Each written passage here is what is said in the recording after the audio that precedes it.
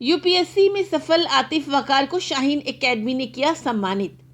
समारोह में कई आईएएस आईपीएस रहे उपस्थित। मानगो स्थित शाहीन एकेडमी में बुधवार को एक सम्मान समारोह का आयोजन कर यूपीएससी परीक्षा में सफल आतिफ वकार को सम्मानित किया गया।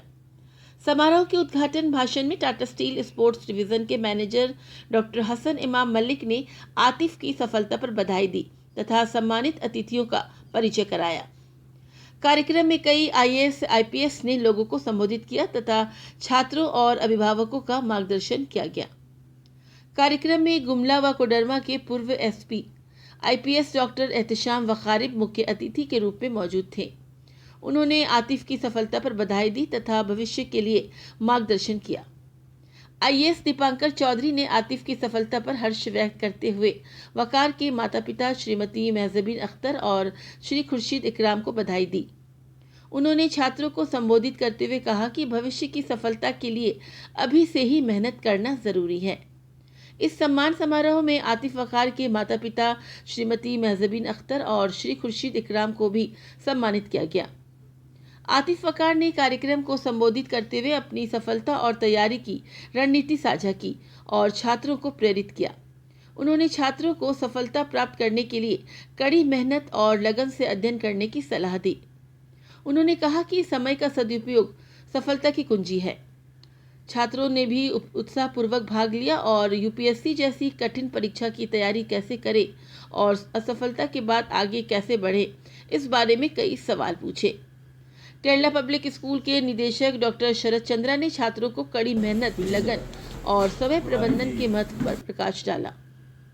जेपीएससी में सफल अकरम रजा ने परीक्षा की तैयारी के लिए रणनीति बनाने और नकारात्मक विचारों से दूर रहने पर जोर दिया।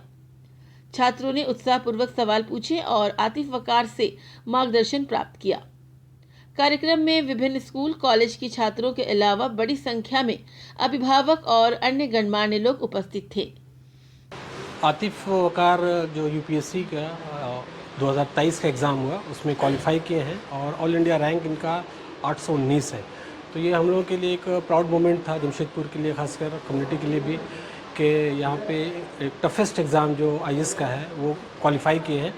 तो उन्हीं के लिए एक सम्मान समारोह ऑर्गेनाइज़ किया गया था जिसमें आईपीएस डॉक्टर एहतशाम अब्रार आए थे, दूसरे जो शरद चंद्रा थे जो केपीएस के डायरेक्टर हैं, उसके अलावा एक बीके चौधरी सर थे जो आईएएस हैं, और टाटा स्टील के स्पोर्ट्स डिवीज़न के मैनेजर चिकू मलिक साहब थे।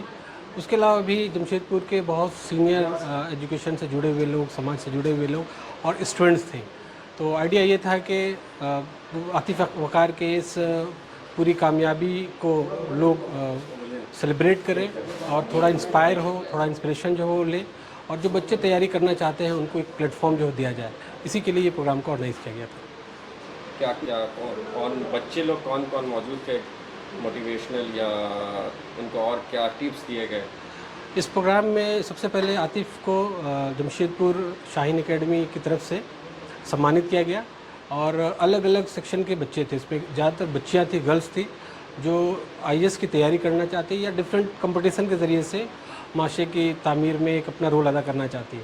उसके अलावा ख़ास बात ये थी कि जो मदरसा बैकग्राउंड के बच्चे हैं, जो आप सुनते हैं कि वो नीट निकाल रहे हैं या क्लैट के ज़रिए से लॉ कर रहे हैं, तो कई बच्चे यूपीएससी की तैयारी के लिए जो वो ख्वाहिशमंद है, तो ऐसे बच्चों को बुलाया गया। उसके अलावा भी अलग अलग डिपार्टमेंट्स के बच्चे थे, अलग अलग स्कूल्स के बच्चे थे जिनको यहाँ पे बुलाया गया था। Shaheen academy basically minority students पे काम करती है। तो इस बार के रिज़ल्ट यूपीएससी में 51 बच्चे पास आउट हुए, क्या कहेंगे इस रिज़ल्ट पे, क्या और बेहतर हो सकता है? ये बहुत ही खुशी की बात है कि इस बार जो रिज़ल्ट हुआ है यूपीएससी का, 51 बच्चे क्वालिफाई किए हैं और आपको ये जानकर हैरानी होगी कि 150 स्टूडेंट मेंस क्वालिफाई किए थे, यानी वो इंटरव्यू में नहीं आ पाए। तो हमारे पास जो बच्चे इस एग्ज़ाम में बैठ रहे हैं एक बड़ी तादाद है और क्वालिफाई कर रहे हैं। 150 प्लस 50 200 के करीब जो बच्चे जो मेंस क्वालिफाई किए थे, उसके बाद यूपीएससी 51 बच्चे क्वालिफाई किए। इस पे ख़ास ट्रेंड ये देखने में आ रहा है कि खामोशी के साथ बच्चे जो तैयारी कर रहे हैं, जो प्रोफेशनल कोर्सेज़ में हैं, नीट मेडिकल में है या इंजीनियरिंग में है या डिफरेंट सेक्टर में है, वो खामोशी के साथ तैयारी कर रहे हैं। और उसमें एक मेजर रोल जो प्ले कर रहा है वो जामिया मिलिया इस्लामिया का जो RCA है, RCA के असिस्टेंट डायरेक्टर तारिक साहब ने इसके लिए काफ़ी मेहनत करी है और एक माहौल बनाया है कि देश भर के बच्चे इसमें शामिल हो रहे हैं और ये टफ एग्ज़ाम को क्वालिफाई कर रहे हैं। 2016 में सिर्फ 51 बच्चे, परसेंटेज आज भी सिंगल डिजिट पे है।